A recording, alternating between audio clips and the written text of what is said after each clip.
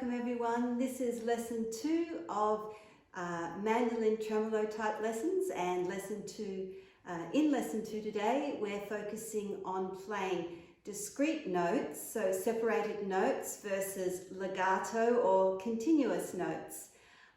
So basically one secret about tremolo that needs to be known is that really tremolo for most of the time is dividing a note up into an even number of sections. So for example, if you're playing a crotchet, you may decide, depending on the speed of the piece, to divide that into 4. So really you're dividing it into semiquavers. And the trick is to make sure that as you're doing that, it really sounds like one continuous note. And in your mind, you're thinking one continuous note. But the point is that in general, and there are exceptions, you go for a very even number of strokes between the notes. Now, playing a discrete note and a continuous set of notes, sort of a legato or slurred set of notes, they're very similar to each other. But the difference is that when you play the discrete notes, really the last note of the legato is off, is sort of left off. But the hand action is almost the same. You just kind of skip the string. Now, I understand that that's a bit jumpy, so I'll show you exactly what I mean. We'll start with discrete notes. Discrete notes basically have to be odd numbers of notes. So 3, 5, 7, 9, etc. And what you will do is you will go down, up, down, down, up, down. Now, in order to get down, up, down, you sort of do an up, but you don't touch the string.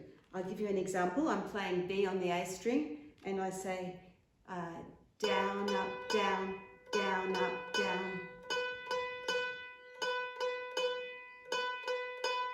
And as you can hear, the note has been divided into 4, but I'm only playing 3 of the 4, which keeps the notes separate.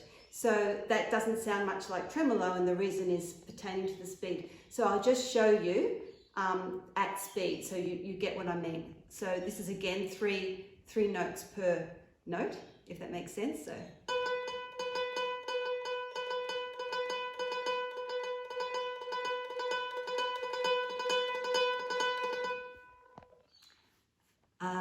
why don't we practice together playing that note? We'll start slowly, so we're going to go down, up, down, down, up, down, down, up, down, and then we will try it a bit faster. Here we go.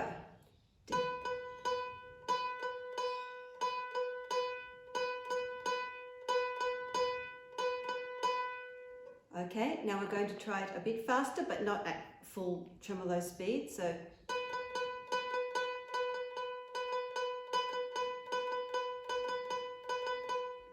and now we'll give it a go at full tremolo speed. So down, up, down, down, up, down, down, up, down. You ready?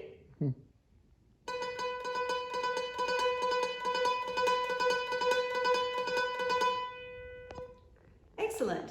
So let's try with 5. So now we're going down, up, down, up, down, down, up, down, up, down. We'll try a different note just to have some variety in all of this. So let's try the E on the D string. So basically the same thing, but one string below.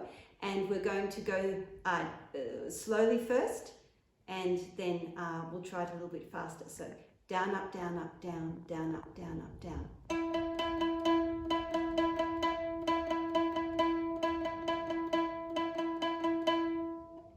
And we'll take it a little bit faster, try and do it at actual tremolo speed. So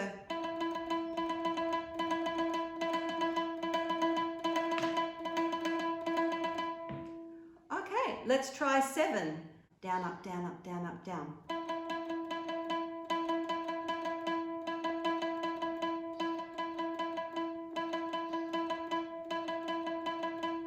And a bit faster.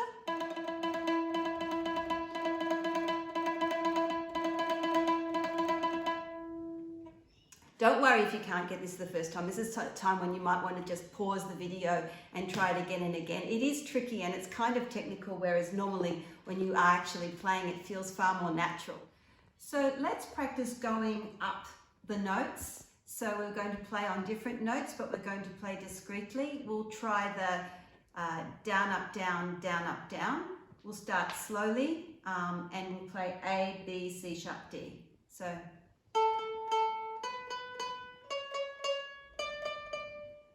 excellent. Now we'll try it a little bit faster. And now we will try and play at actual speed of tremolo. Wonderful. We'll try down, up, down, up, down.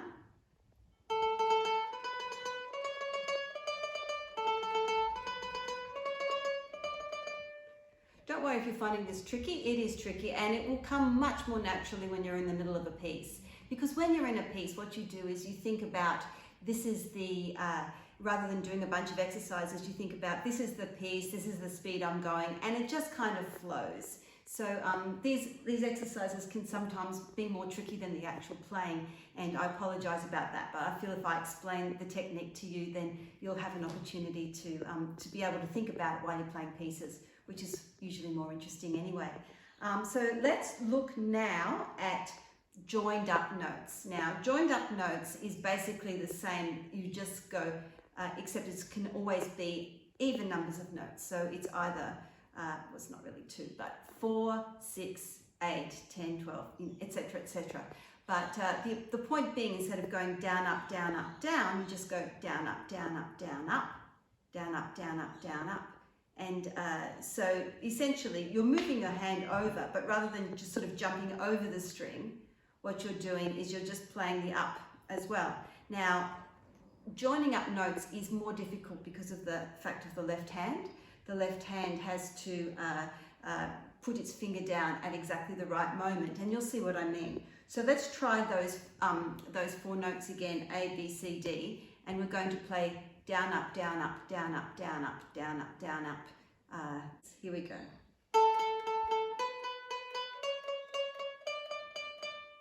We'll try it again.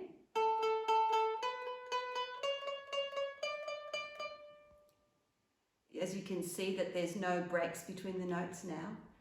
We'll try it at tremolo speed, and don't worry if this is too tricky. I mean, just keep practicing, maybe pause the video and practice yourself. Here we go.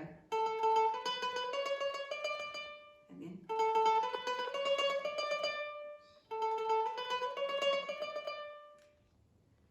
Let's try now with 6 notes. It's down, up, down, up, down, up, and we'll play those same 4 notes, A, B, C sharp, D. So.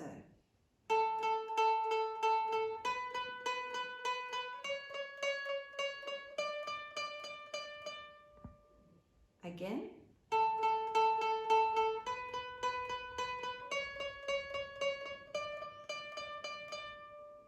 And we'll try it at tremolo speed.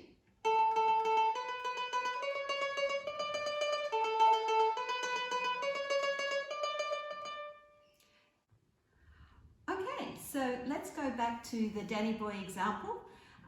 We start on C sharp on the G string, and essentially what we're doing is really a crotchet, or the Oh Danny, is divided into 4. So as we play, we divide into 4. If we decide to join it up, we would play all 4 notes. If on a crotchet we didn't want to join it up, we would play 3 notes or 3 strokes of the pick. You might find it's a bit tricky as you cross the strings if you want to join it up. But don't worry, you just have to jump a little bit further to get across to the other string in time if you decide to join it up. So let's play it together, and we'll see how we go.